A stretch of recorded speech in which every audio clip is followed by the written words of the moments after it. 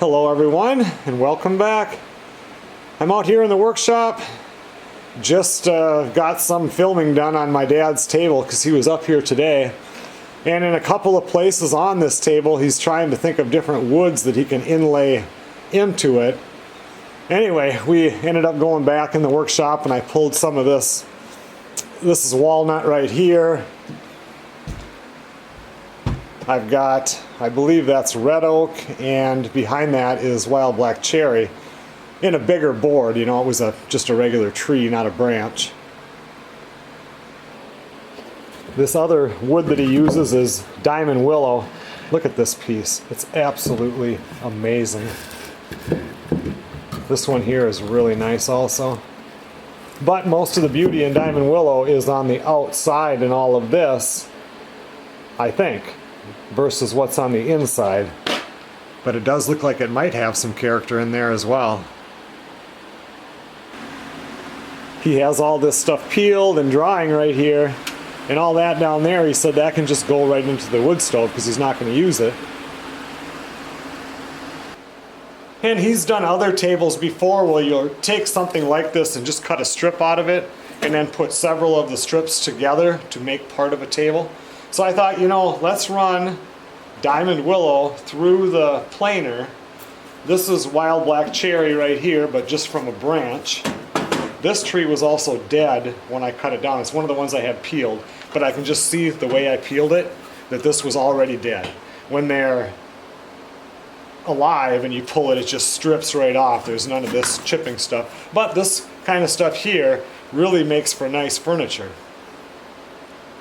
You can see in that bigger one, that one was peeled when it was, you know, just cut, still green, and it's kind of boring. The cool thing about wild cherry is that it's kind of lumpy and it's really pretty either way. But here now you can see this littler one. This one here was already dead, and look at when I peeled that, all the different colors and stuff I can get out of it. So I definitely want to run this one through the planer too to see what we end up with. And this, that beginning clip in this video, before the big move from the hobby farmhouse, there was all these grapevines that were just going up the pine trees. You know, I don't know, some of those trees were over 100 feet tall and they would go all the way up, choking out the trees actually. But I cut a bunch of them and then I thought, you know, just to save the trees, and then I decided, you know what, I'm going to grab this because this stuff is kind of unique also if you can incorporate it into furniture. So I thought, now this one looks really boring, so I don't know what's in there, but let's run this one through the planer too and just see what happens if we were to make these into boards. Doing this kind of planing is going to be a chore because it's a totally different size from one end to the other, so I will give you the shortened version of it. I think I need to cut this off.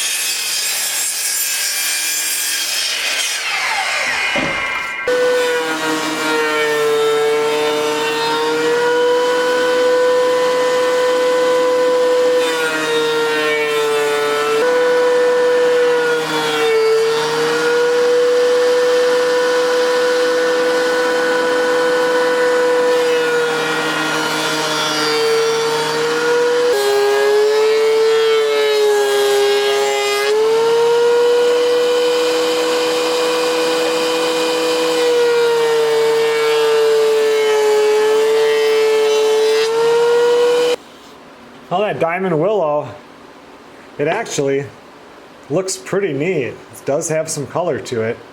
And you know, I mean, to make something work, you'd have to stack them together, but they can be raw edge to raw edge too. It doesn't have to be just tight. But I'd say that's prettier than I thought it was going to be. And if you left this kind of stuff in it too, it looks really nice and rustic. Let's do the wild black cherry next.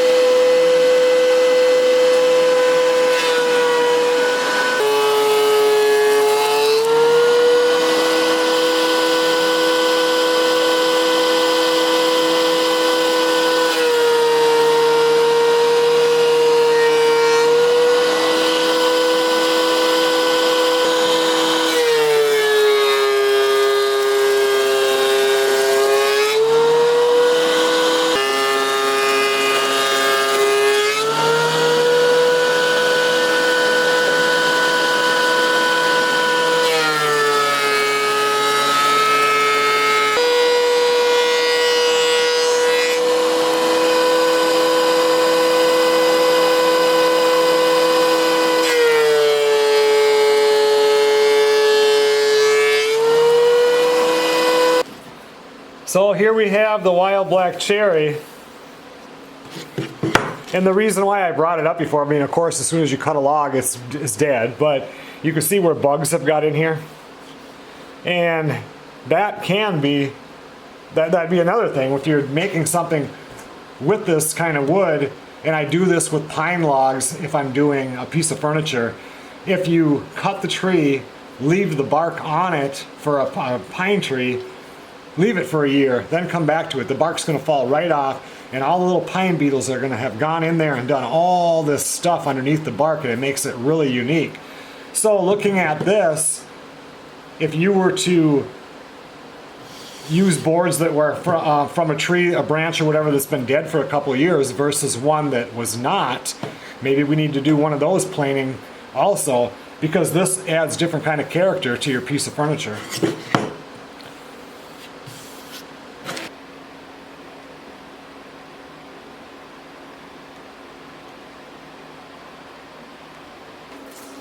Now let's see what happens when we run Grapevine through there. It's the one I'm most interested in, and probably the one that most of you want to see also. Looking at the end grain though, it looks like it's going to be quite boring, but you never know.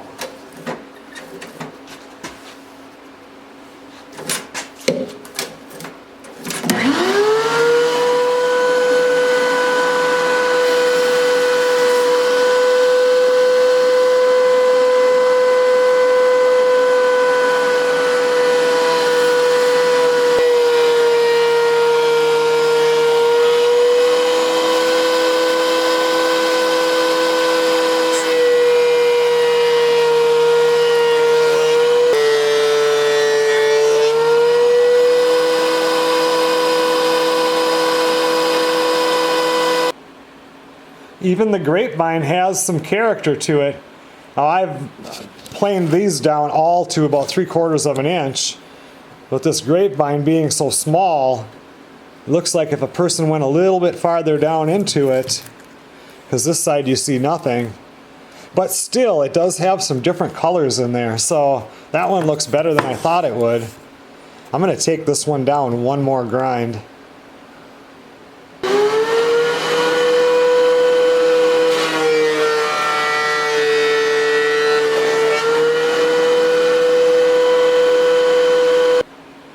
If you get down to the right spot so you're into that heartwood, it adds a lot more character to it.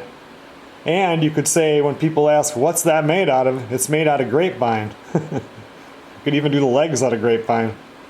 Nobody does that. I think out of these three, my favorite one is the diamond willow. Probably because I've done so much furniture out of the black cherry that I just already know what that's going to look like. And this is probably my second.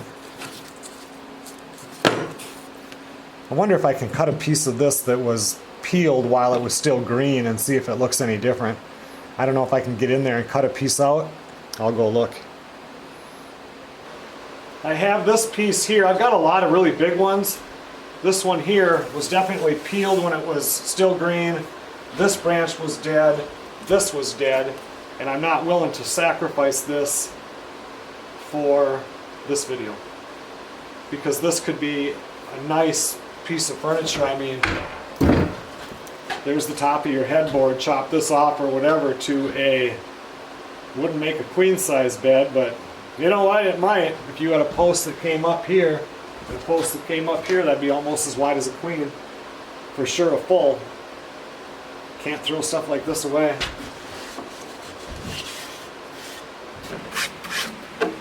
This is a piece of cypress that Melissa had down in Louisiana, and man, that is some nice stuff. You could make such a nice tabletop with this, and then just fill it like my dad does with, I don't know what it's called. We used to call it decoupage when we were a kid. But it's got a whole different name. But anyway, if you were to pour that so it was like glass, that would be beautiful. I wish I could get a hold of more of this. One of them times when I went down to Louisiana, it would be nice. There's a name for this, I can't remember. It's just partially rotted cypress, but that is pretty beautiful.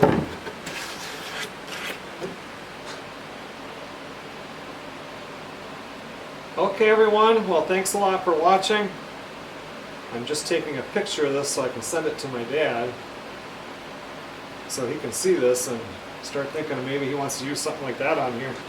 This is the kind of stuff I like to do.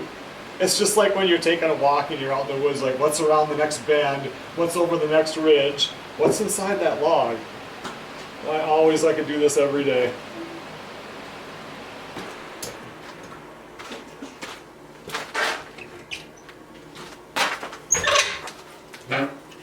I will see you guys on the next video. Ice fishing in the tent is still coming up.